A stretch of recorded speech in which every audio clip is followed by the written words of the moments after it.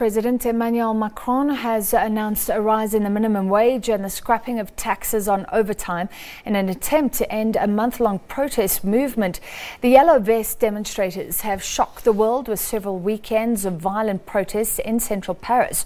But the movement's key complaints are shared by a majority of French voters, and the president is under huge pressure to respond to them.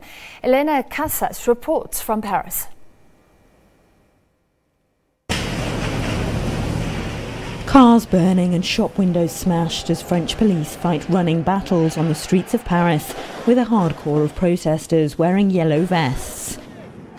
The violence has shocked France, but the demonstrators' core complaints are widely shared. Named after the high-vis jackets motorists are required to carry in their cars, their movement began as a campaign against a fuel tax rise that's since been scrapped.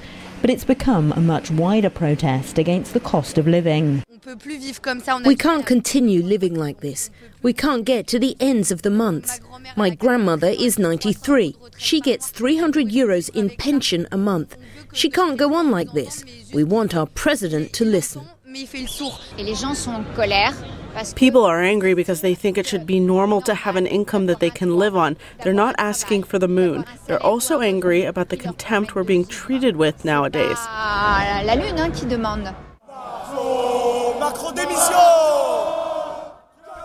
Complaints about low wages and indifferent politicians go back decades in France. But President Macron's attitude, seen as arrogant and out of touch, has infuriated many. Several of his policies, especially a controversial decision to scrap a tax on wealth, have reinforced the impression he's giving tax breaks to the rich, while poorer people pay an unfair share.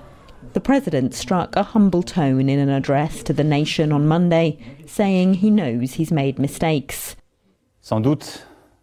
Doubtless, we haven't answered your worries quickly enough over the last 18 months. I take responsibility for this and for creating the impression that it wasn't my concern, that I had other priorities. I also know I've hurt some of you with my remarks. He announced a rise in the minimum wage, a tax break for overtime hours, and a tax cut for low-income pensioners. The question now is whether President Macron has gone far enough to calm public anger.